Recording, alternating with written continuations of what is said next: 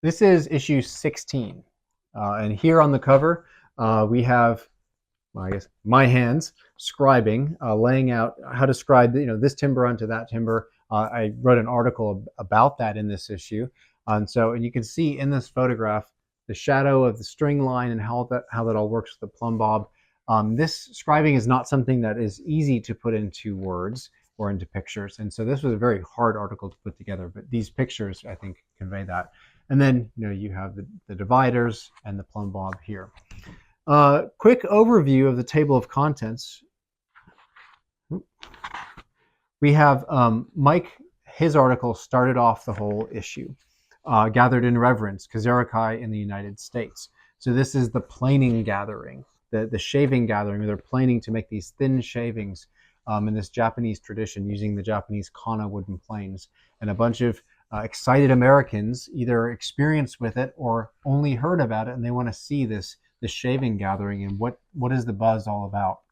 So Mike and I went to one and learned about it, and Mike wrote all about this tradition of these gatherings and what people are doing at these gatherings.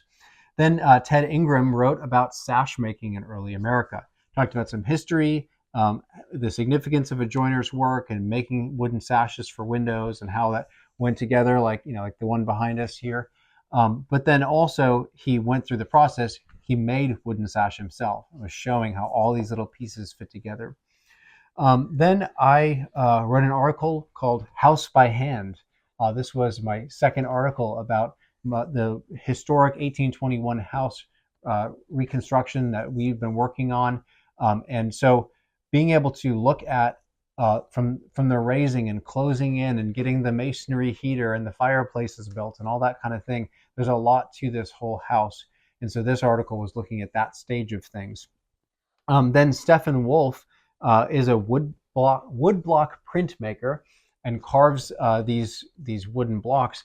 But Stefan was talking about how he wanted to explore these different species of wood. So he had a block of pine, and he was trying to carve it with gouges, and all the grain texture and what it was teaching him about how to obey the grain, how to comply with the grain, and not just push against it, and how to adjust his tools and learn about the importance of sharpness. So Stefan he made a big woodcut of a joiner, of a timber framer chopping a mortise. And then we examined a 19th century corner cupboard, large corner cupboard with glass and, kind of like a sash construction with muntins, similar. But all the nooks and crannies inside of there with the triangular back inside, how all that's put together. So this corner cupboard was thoroughly examined.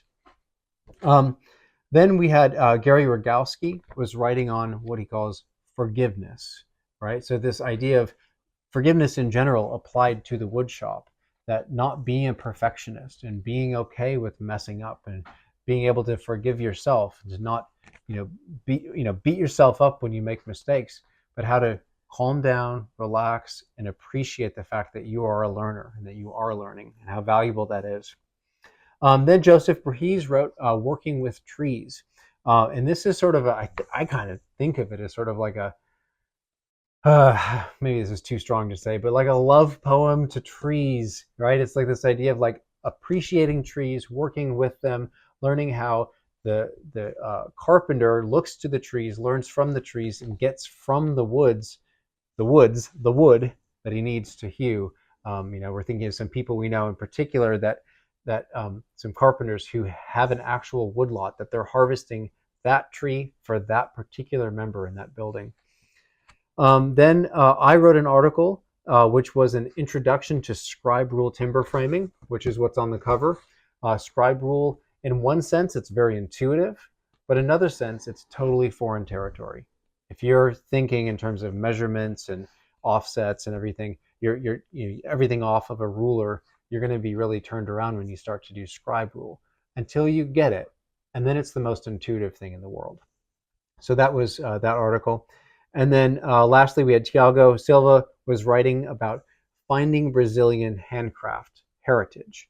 So lives in Brazil. He's curious about this. He's talking to other people in woodworking and saying, hey, what's the Brazilian craft heritage? And everybody says there is no Brazilian craft heritage.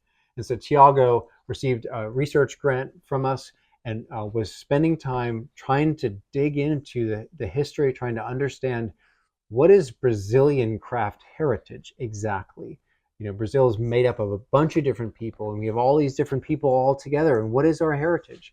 And so this started out trying to maybe see if there was a dominant strain, but then what he saw was that Brazil is actually a combination of a lot of different cultures, and being able to recognize that and appreciate that is something that Thiago began to appreciate even more. Mm. So what I think is maybe the most important article in this issue is Joshua's about scribe roll. So when we first saw in person scribe roll timber framing was here when the Charpentier Sans Frontières came up and did the blacksmith shop. And it was like magic. It's hard to wrap your brain around simple things like a plumb bob, a string, and gravity, and how you can perfectly scribe these very irregular timbers together. And we wanted to know more. We wanted to learn more. And so we spent a lot of time not just reading about it, learning about it, but doing it. We had to do it over and over for the House by Hand project. And so Joshua has written this guide that circumvents a lot of our frustration and a lot of our struggles. And so he writes very clearly about how to do this, how to take simple elements of gravity and string and make them work for you to do work far more precise than any measuring process could get you.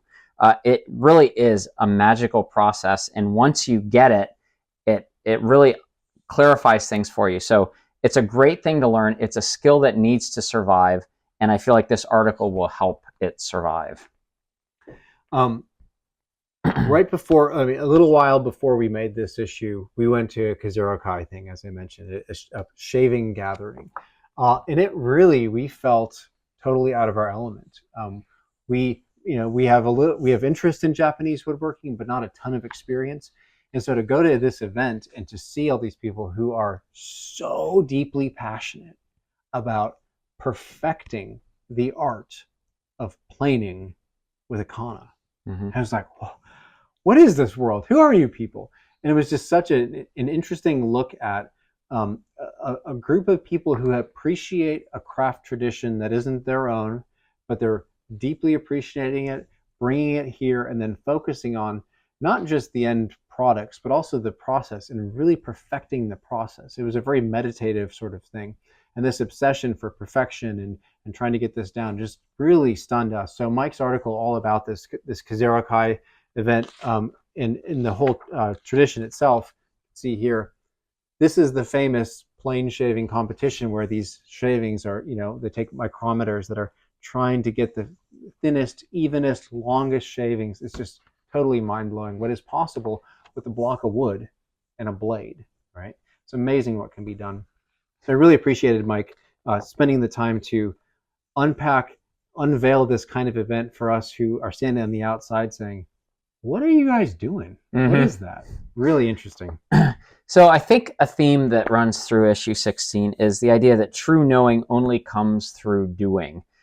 You can read about a practice, you can read about some handcraft tradition, or even some task. You can read a step project, but the only way to really get the ins and outs of making that object, of doing that thing, of trying to take a thin shaving or trying to scribe timber braces is by doing it. You don't know it until your hands are engaged in it.